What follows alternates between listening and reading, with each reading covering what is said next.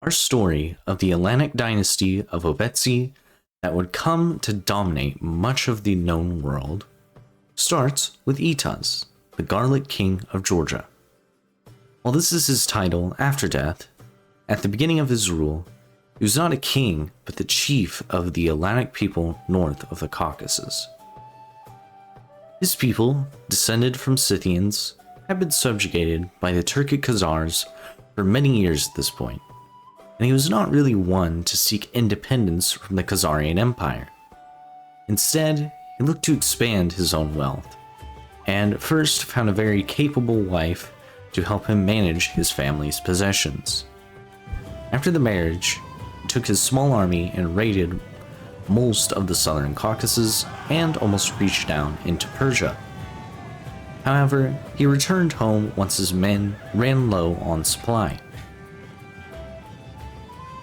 This would not be the end of his involvement in the Caucasus, as when he brought his men back for another round of raiding, the raiding escalated into a full-blown conflict between him and the ruler of Abkhazia.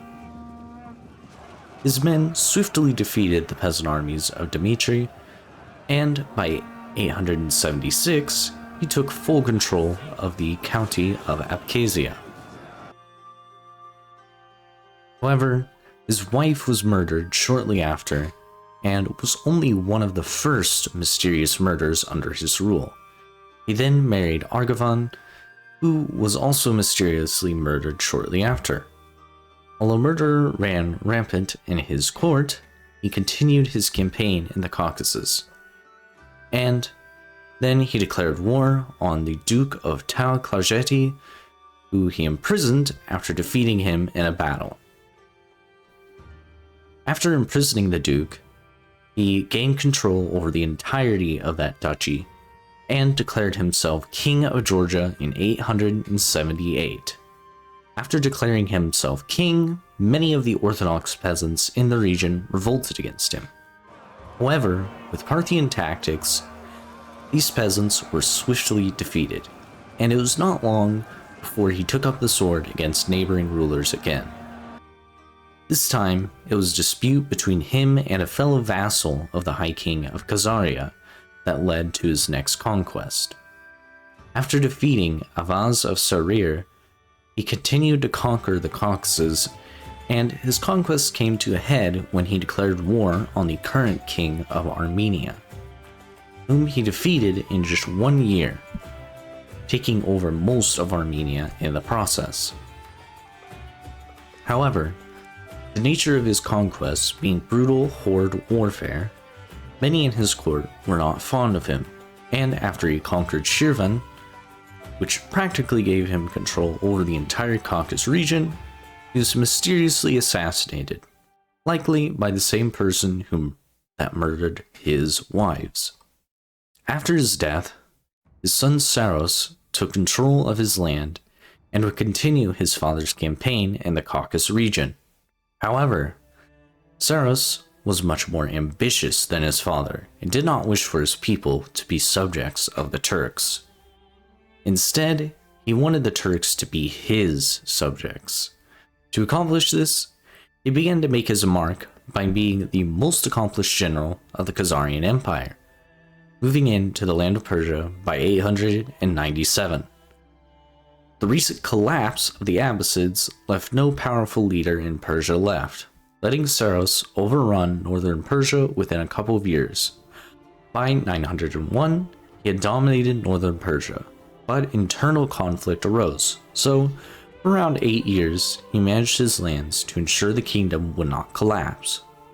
Once the kingdom was stabilized in 909, he declared war on the ruler of the duchy of Hamadan that had conquered much of southern Persia.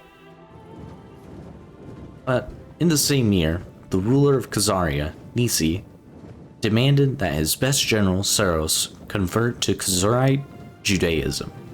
When Saros sent a letter back refusing, Nisi sent his personal army that was much larger than Saros' army to capture him. Instead of giving up on the conquest of Persia, Saros decided he would defeat not only the High King of Khazaria, but the ruler of Hamadan as well. His reign was almost cut short when around 5,000 Turkic soldiers breached the walls of Magas and arrested him.